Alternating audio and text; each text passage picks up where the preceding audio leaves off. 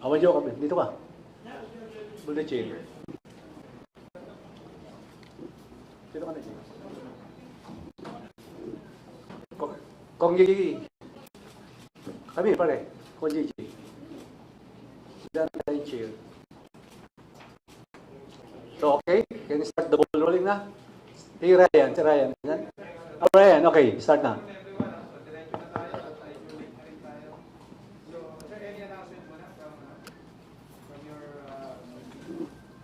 No, we just had an all-member caucus because some members would like us to gather because of the recent developments and the developments from the Senate. Statements were issued wherein some or a lot of House members would want to also express and get the sentiments of other House members. So there was a proposal to come up with a House resolution from this August chamber, the House of Representatives. The House resolution will be filed on Monday.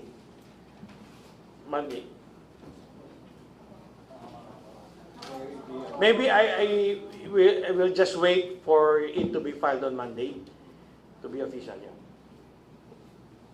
So to give you an idea for the resolution, a resolution expressing unwavering solidarity. On Monday na. I think on Monday na po. Okay, thank you.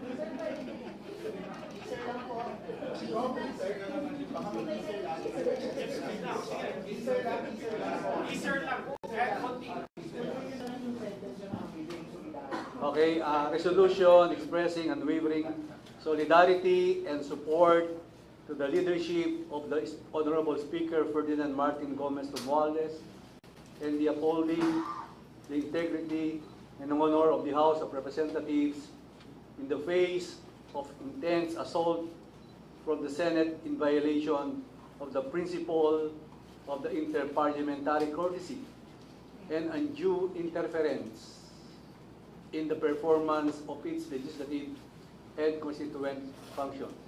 So that is the title of the resolution. Thank you, Mr.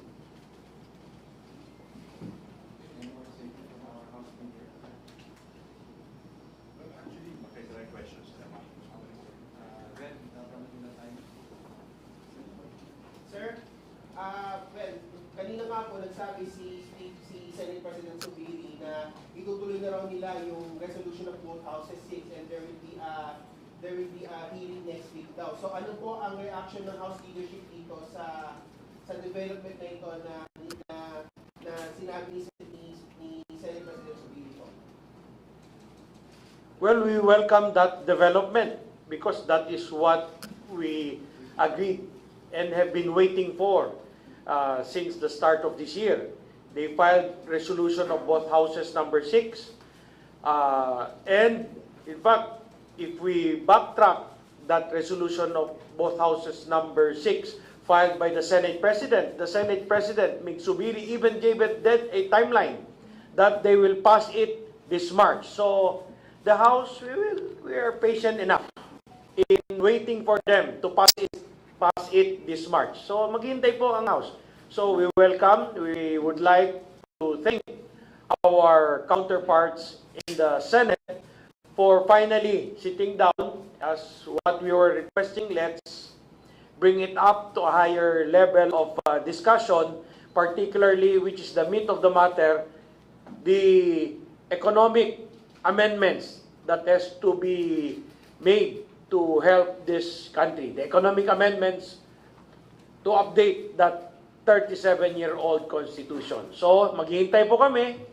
Nagsabi naman po ang Senate President na gagawin nila to, ipapasa nila by March, so the House of Representatives will have that patience in waiting for them to transmit it to us before our Holy Week break. Maghintay po kami. Yes, precisely. As we have stated in the previous press conference, this will be the game changer. If they approve the economic amendments to the Constitution, there will be no more basis for the people's initiative. Our RBA 6 here really is only economic amendments. No abolition of the Senate. They are reacting, overreacting on something that is not there. And so therefore, we support the Senate President and the senators. Hopefully that they're going to approve this before the Holy Week. We just have some requests to include a total, comprehensive opening of our economy. They only have three. They have public utility, they have education, and advertising. We would like to have especially the constitutional provision on the development exploitation of natural resources. Jerry Sigat, the economist, has come out this morning that in fisheries itself, we cannot bring in big investors on fishing, and we are a pelagic country that needs foreign investments. And the NEDA chief has said, Mr. Balisacan, that we should open already. So our appeal to them, why also not consider development of exploitation of natural resources, and then media and others that we have proposed. So yeah, that's subject to what we have. So we are requesting a more comprehensive economic amendments, nothing on political amendments. Thank you.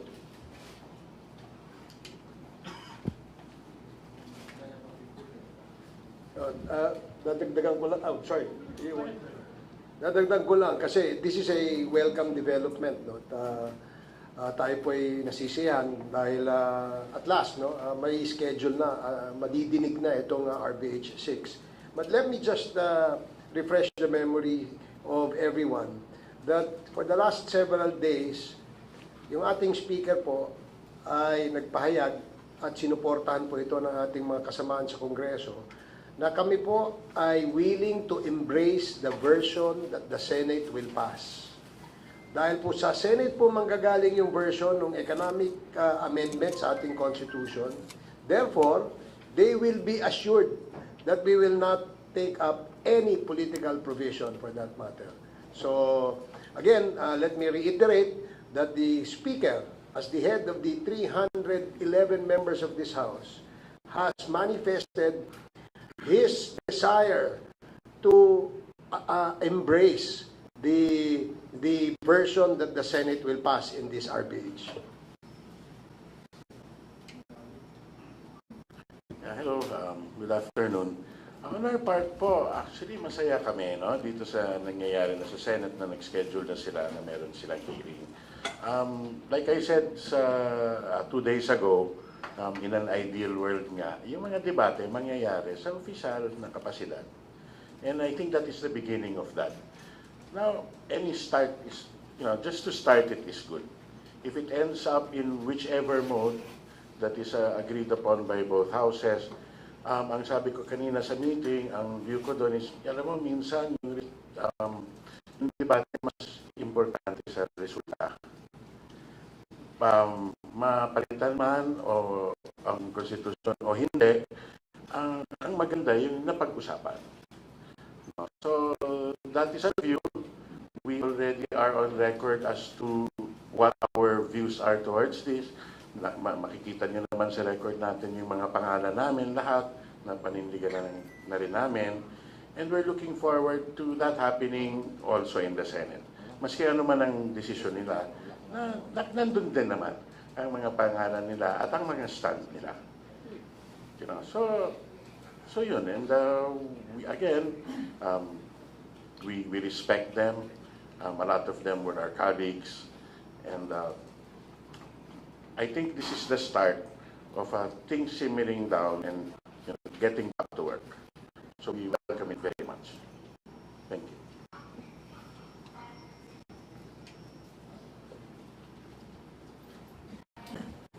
Magandang hapon po sa ating lahat. First of all, sorry for us being late dahil nag-meeting pa po yung party leaders with the speaker. Then afterwards, nag-meeting po yung all-member caucus na ginanap ngayong hapon. Kaya medyo na-late po kami. And in that meeting, of course, medyo maraming emotions, maraming napag-usapan. Hindi naman natin maaalis yun given the recent events that have happened.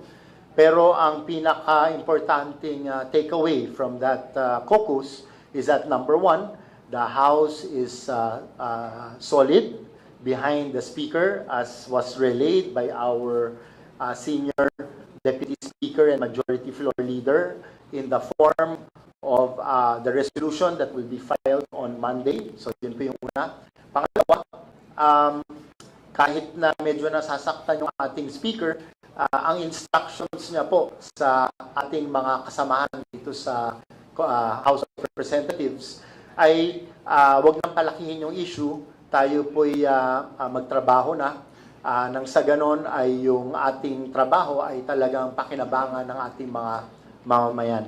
So yan po, in so many words, ang instructions ng ating Speaker, and we're very happy na ditinggin na ng Senate ang RBH 6 para magawa na rin po namin ang aming counterpart dito sa House of Representatives at mapag-usapan na po ang pag-improve ng ating konstitusyon nang sa ganon ay mabuksan ang ating ekonomiya for more investments, better jobs, and better lives for our people.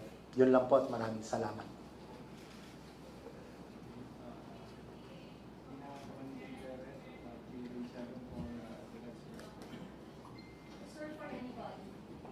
Former President Duterte said that the goal for charter change is to have a Republican government or Republican presidential government where Speaker Romualdez will sit as Prime Minister and later on he will be replaced by Congressman Marcos, and the objective is to perpetuate their family in power.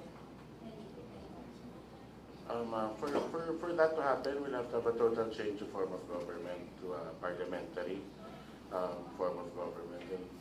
And that cannot even be done via Constituent Assembly. That can only be done by way of a constitutional convention of representatives elected by the people in a separate election.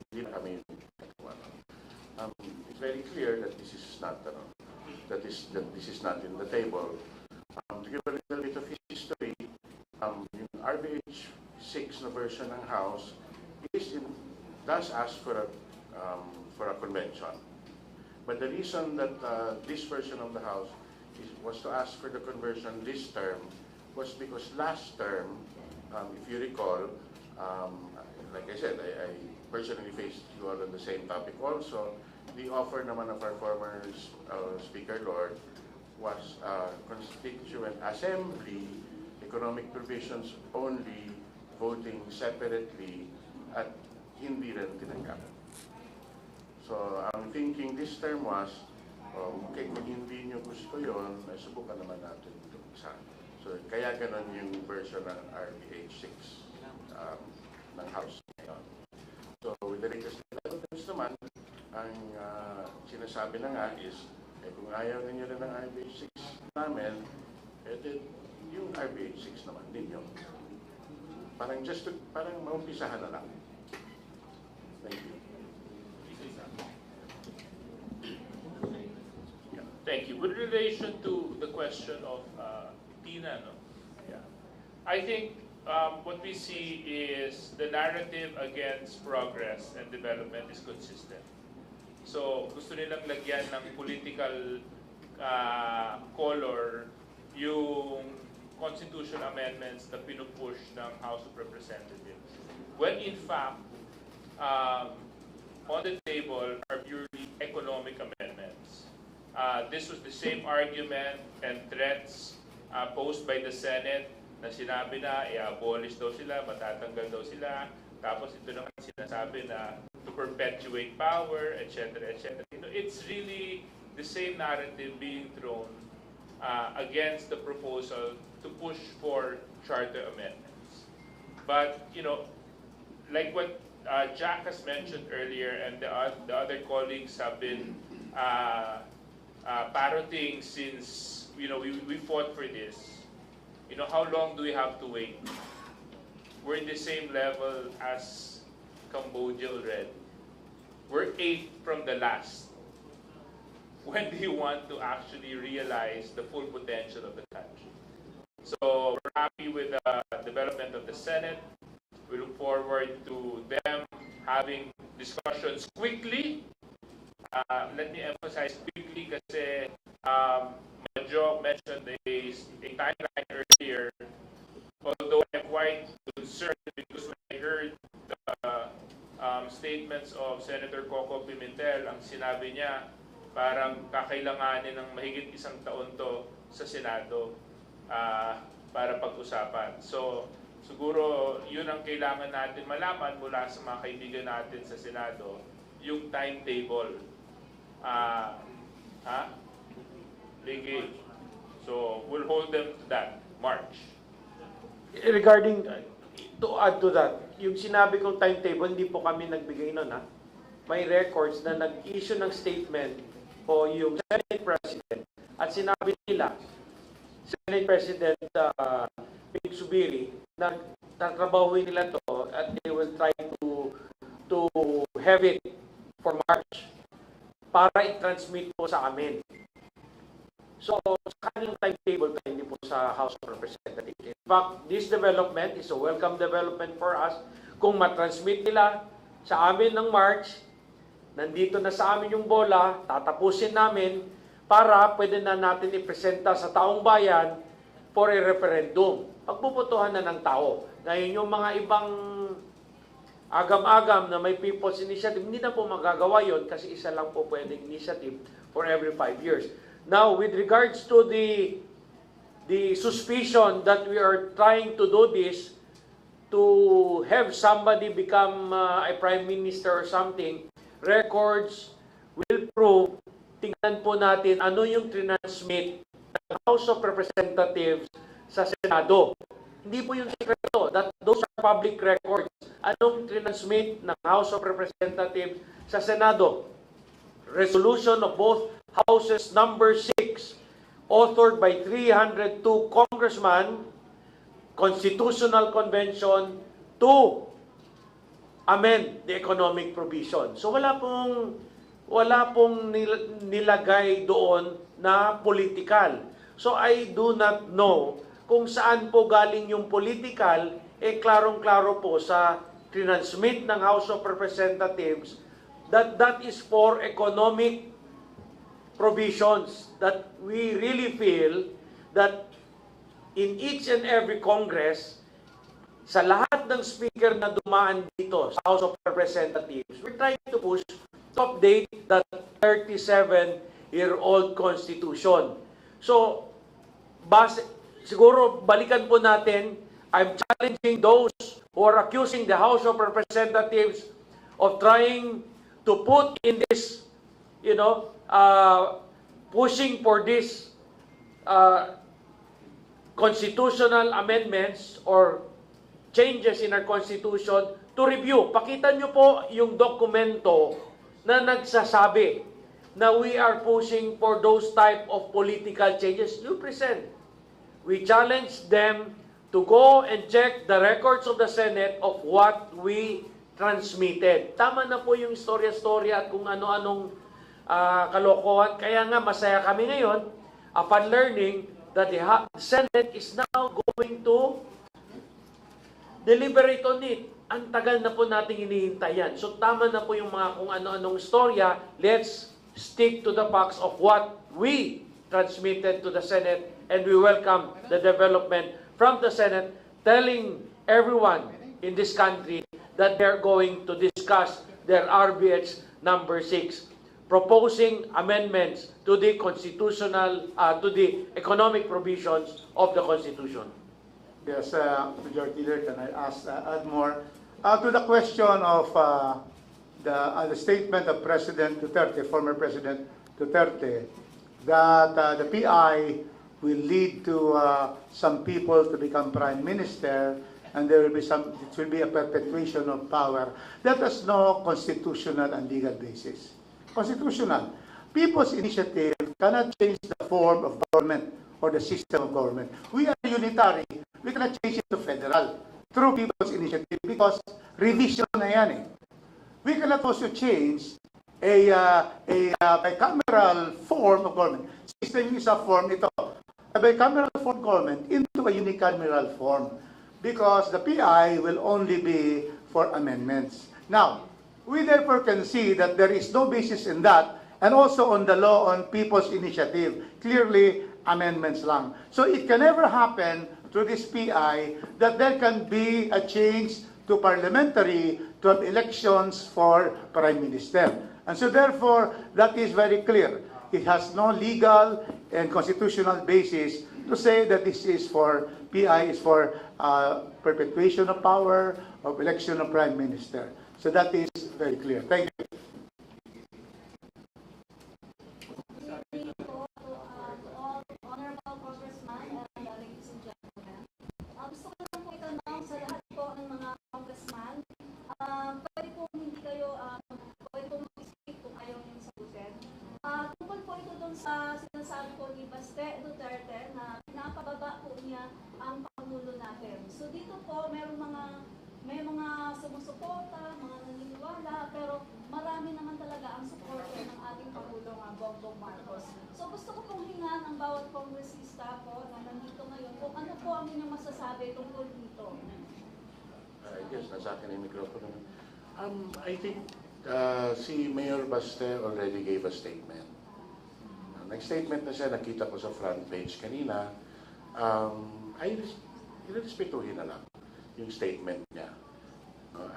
Hindi na para hindi pa tayo maglagay ng gasolina, di ba? Sa, may statement na po siya eh. So, which, ako personally, I just leave it.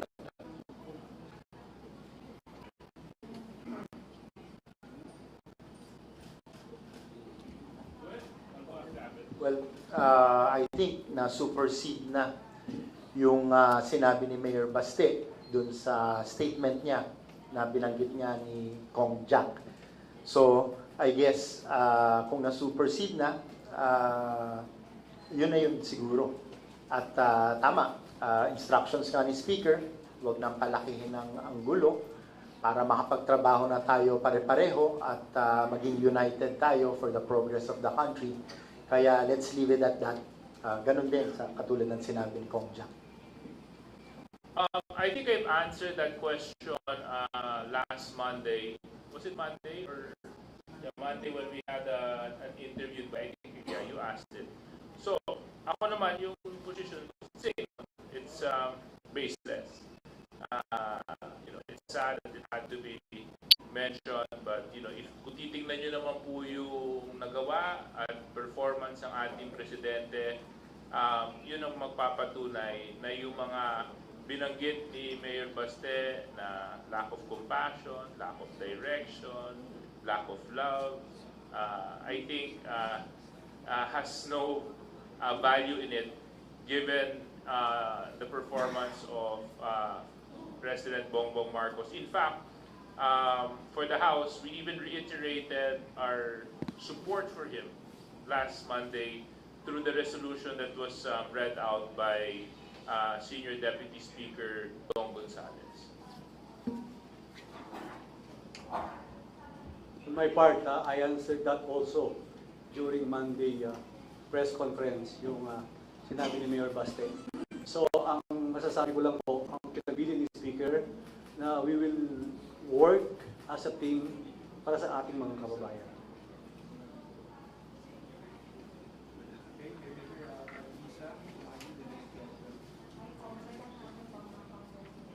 Plano raw po ni former President Rodrigo Duterte and former House Speaker Pangilinan Alvarez na ihiwalay yung Mindanao sa Pilipinas. May nabanggit daw po si Alvarez na gusto niya isulong ito dahil kay Speaker. Dahil si Speaker daw po, pinagkakaitan ng fund yung Mindanao. Your thoughts po? Anyone to add? Sige, kayo. Medyo na muna. Hindi, ako gusto sagutin. Taga Mindanao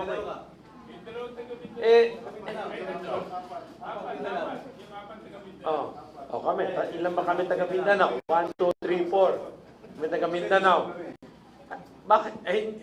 That is their opinion. We don't share the same idea. Ayaw namin humiwalay unless paano, hindi ko nga maintindihan ang statement nila. Gusto nila humiwalay kasi wala. according, the last time we checked, according to DBM, yung isang distrito nga, 51 billion pesos. Anong ihiwalay? Dahil nakakuha ka na ng 51 billion pesos at yung mga ibang distrito napabayaan nyo at hindi nyo naalagaan, tapos iniisip nyo sarili nyo lang, bakit naman ganon?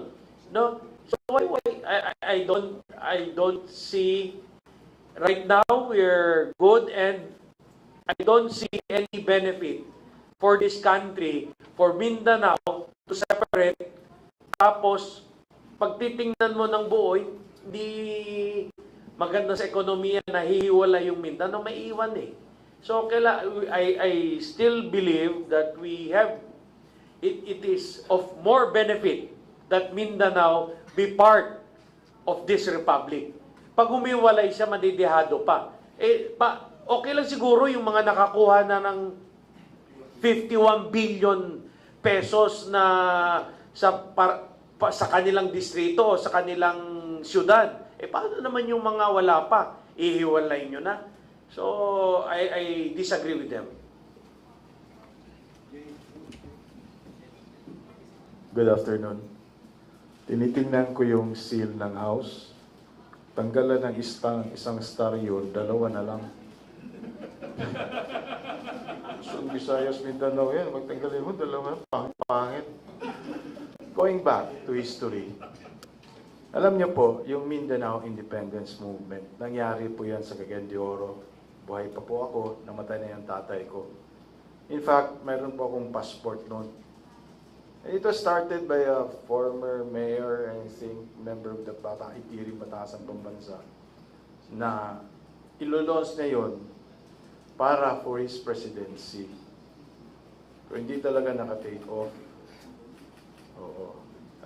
If I'm not mistaken, it was the late mayor of Cagayan de Oro, Ruben Canoy. And kinausap din niya ang tatay ko dyan. My late father was a congressman then about his plans of being a president.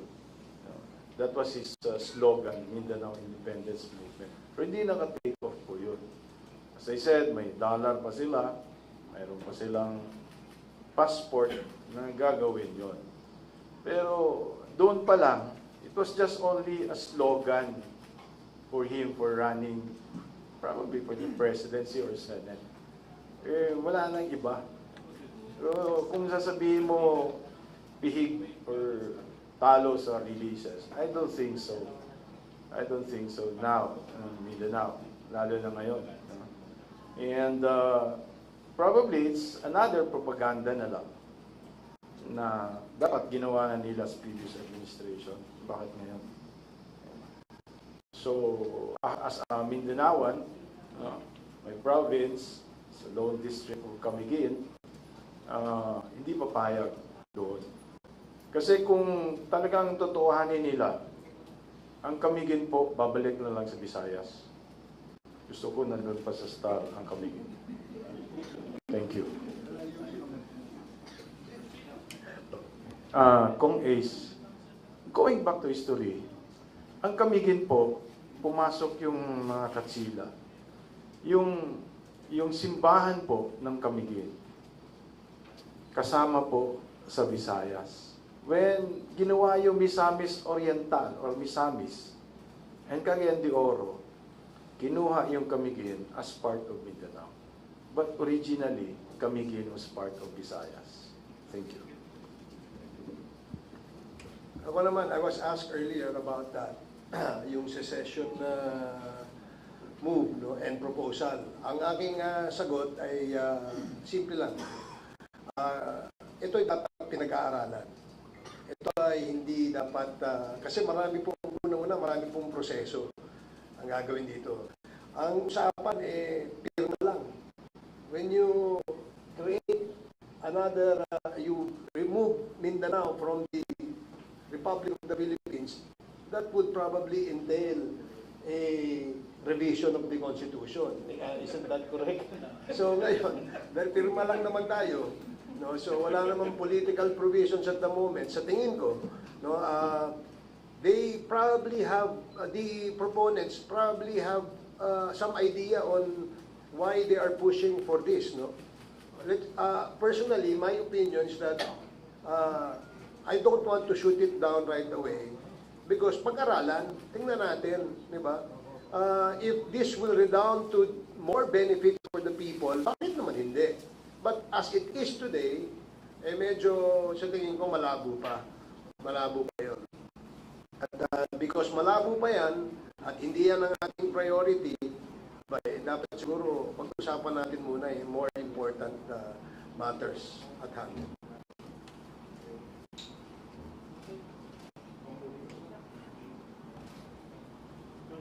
Okay, I am from Cagayan de Oro, Mindanao, Republic of the Philippines.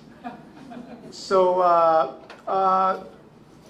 the statement of the president, former president, and former Speaker of the House, former president was 6 years president in our country. There was no call for an independent Mindanao. Speaker Alvarez was 3 years Speaker of the House. There was no call from him on seceding Mindanao from the Philippines.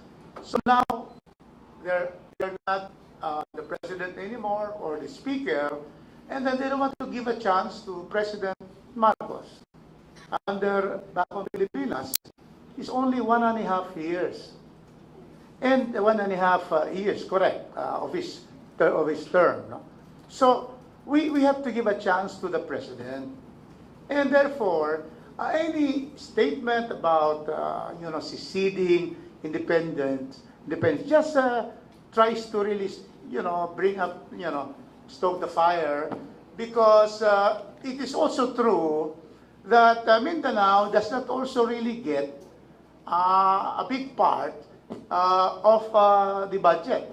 But ever since Ruben Canoy, my mayor of Cagayan de Oro, put this up, there has been presidents have been trying to be able to increase more budget, but not as what we would like this to be done. So that means that we do not want independence, but we want additional budget for the land of promise. Malayo kami. We are far from the centers of power and governance. And that is why now, with President Duterte and Speaker Alvarez saying that, I tell you, many who have also felt the poverty in Mindanao has some sympathy for this. But I am saying that let's give a chance to this administration with President Bongbong Marcos, who is inclusive, including Mindanao, to be able to provide, to fulfill the promise of Mindanao. And I am confident that with the President, we will be able to increase more budget, especially we're going to the budget process for this coming August, to precisely to stop this kind of, trying to, have a heated, you make our people, go on this and think about it. To be able, through progress, through development, stop all this kind of proposals, because we want to be strong, united Philippines. Thank you. Former President Duterte now, is ready, is preparing to question yung charter change sa Supreme Court. What is your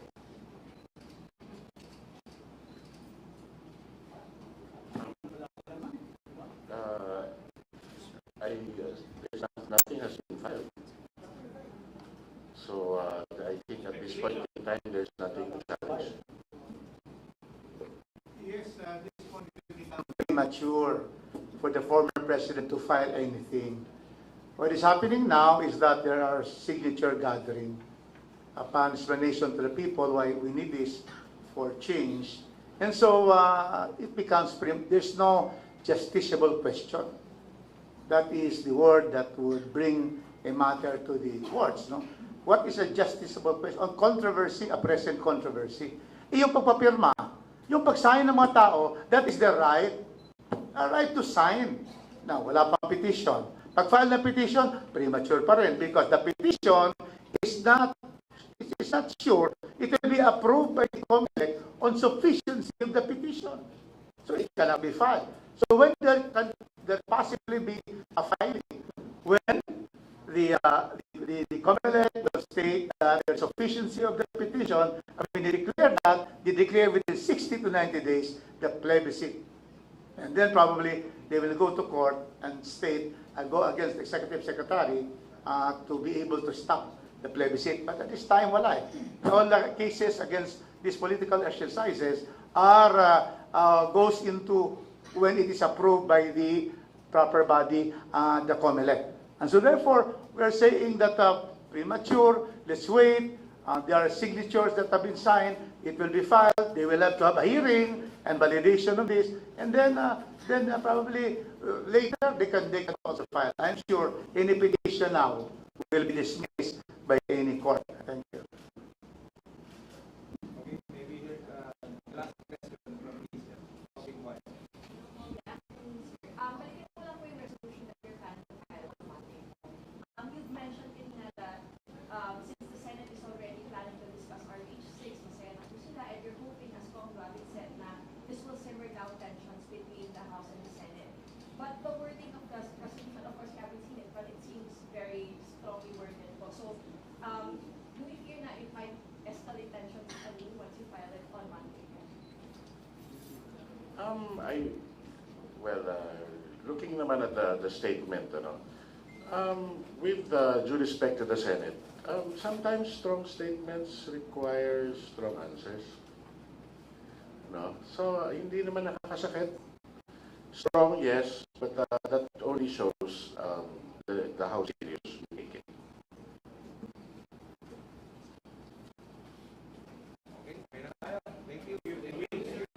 Thank you.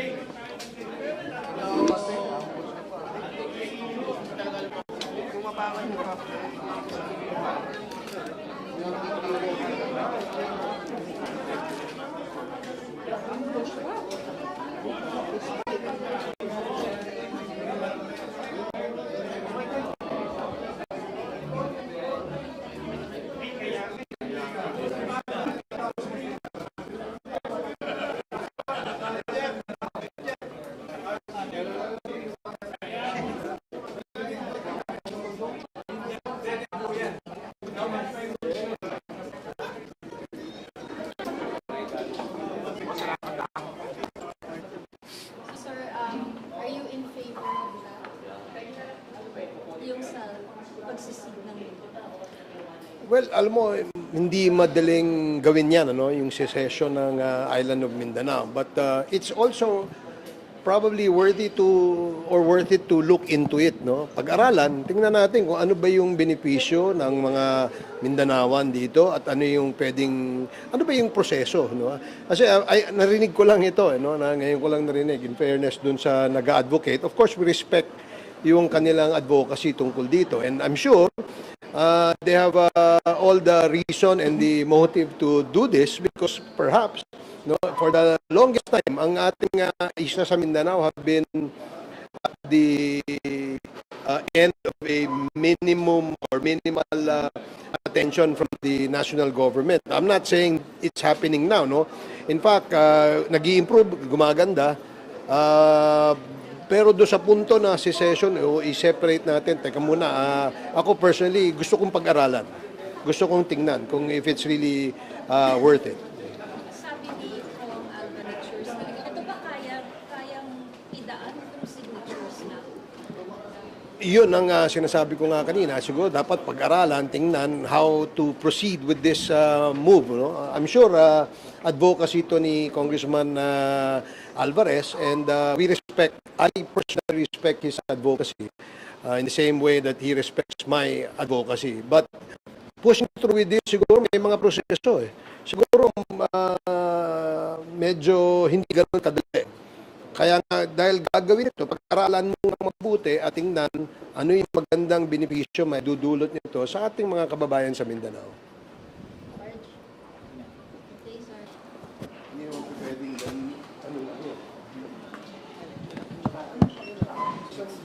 tanggalan. Gusto ko meron. Pero you also said na elected. Hindi pwedeng dermahin. May advice sa speaker na sumusalita. Hindi ba? Na master niya Kasi yun, social. masasalan na yung gusto nang sabihin. Tapos wala nang... Tsaka pwedeng i-edit. Oo. Pwedeng Pwede niyang i-edit.